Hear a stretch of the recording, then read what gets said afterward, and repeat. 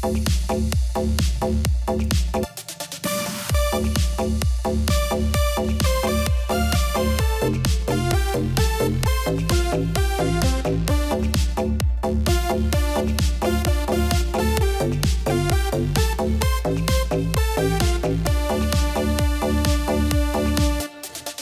cua mà có hai càng, đầu tai không có bò ngang cả đời.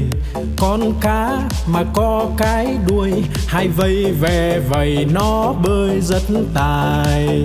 Con rùa mà có cái mai, cái cổ thụt ngắn thụt dài vào da. Con voi mà có hai ngà, cái vòi nó cuốn đồ nhà đồ cây. Con chim mà có cánh bay, bay cùng Nam Bắc Đông Tây tỏ tường.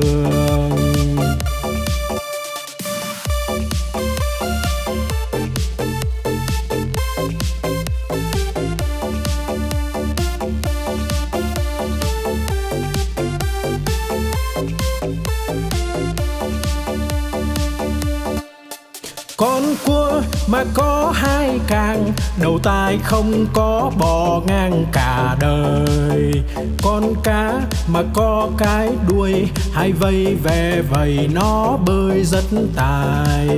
Con rùa mà có cái mai, cái cổ thụt ngắn thụt dài vào da.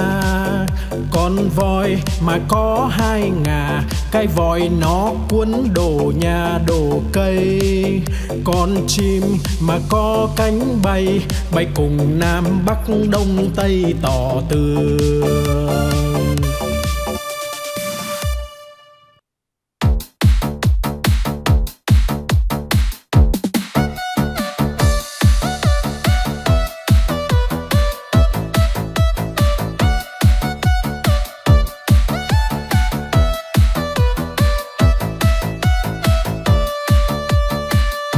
No lòng vĩ dạ là con cá cơm, không ướp mà thơm là con cá ngát.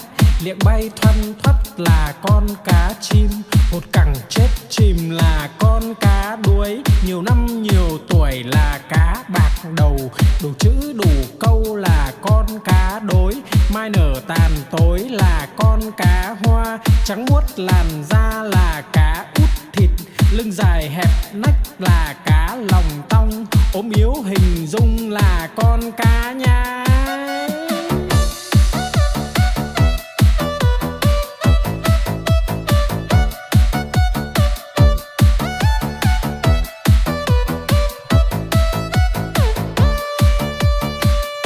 No lòng vĩ dạ là con cá cơm, không ướp mà thơm là con cá ngát. Liệng bay thoăn thoắt là con cá chim, một cẳng chết chìm là con cá đuối. Nhiều năm nhiều tuổi là cá bạc đầu, đủ chữ đủ câu là con cá đối. Mai nở tàn tối là con cá hoa, trắng muốt làn da là cá út thịt. Lưng dài hẹp nách là cá lòng tong, ốm yếu hình dung là con cá nhái.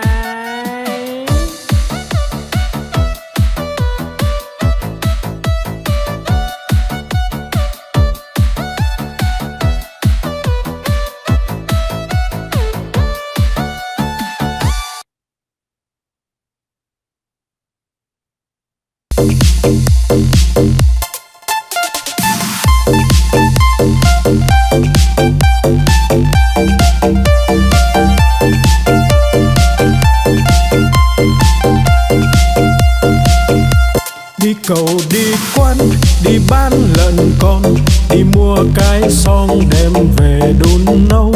Mua quả dưa hấu về biếu ông bà, mua một đàn gà về cho ăn thóc. Mua lược chải tóc, mua cặp gội đầu, đi mau về mau kẻo trời sắp tối.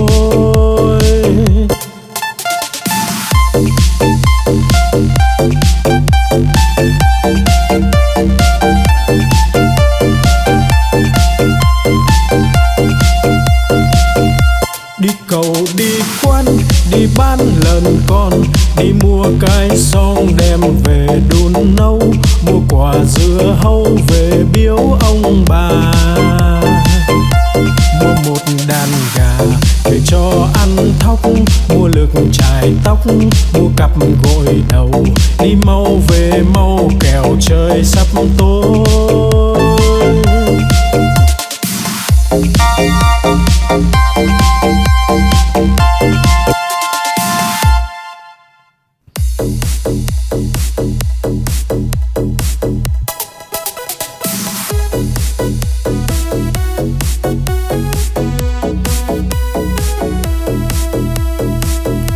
Bướm bay bướm lượn, bướm đậu nhành hoa, khoe đôi cánh đẹp rực rỡ muôn màu. Bướm bay bướm lượn, bướm đón mùa xuân, vàng xanh đỏ tím. Bướm bay dợp trời.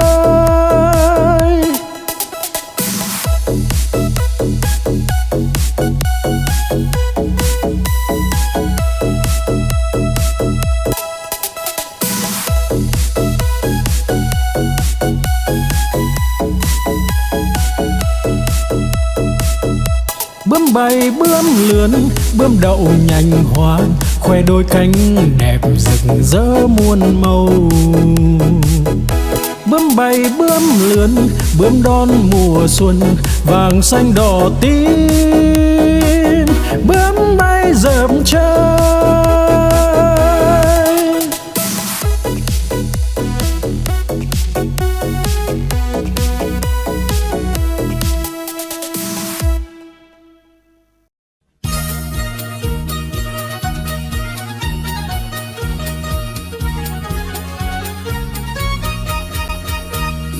Đi chân bò cầm cây roi thật to, bò không đi lấy cây roi ra chọc đít bò, bò đứng dậy đi ngay.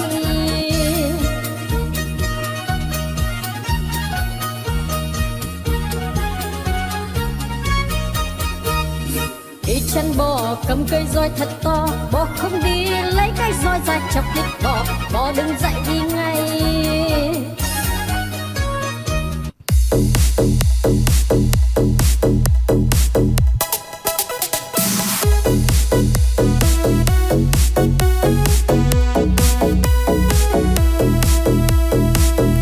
Bướm bay bướm lượn, bướm đậu nhành hoa, khoe đôi cánh đẹp rực rỡ muôn màu. Bướm bay bướm lượn, bướm đón mùa xuân, vàng xanh đỏ tím. Bướm bay dợp trời.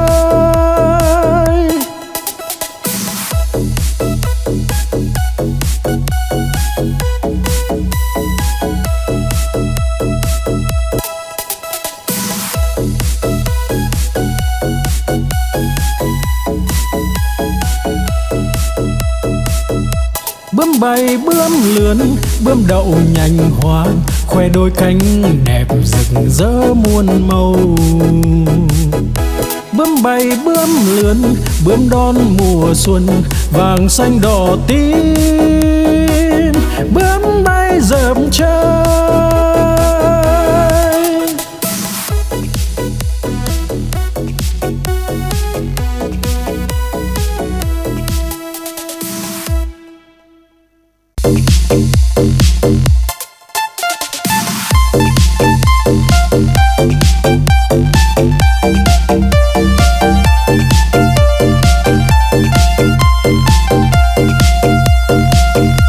Đi cầu đi quán, đi bán lợn con, đi mua cái xong đem về đun nấu, mua quả dưa hấu về biếu ông bà. Mua một đàn gà để cho ăn thóc, mua lược chải tóc, mua cặp gội đầu. Đi mau về mau kẻo trời sắp tối.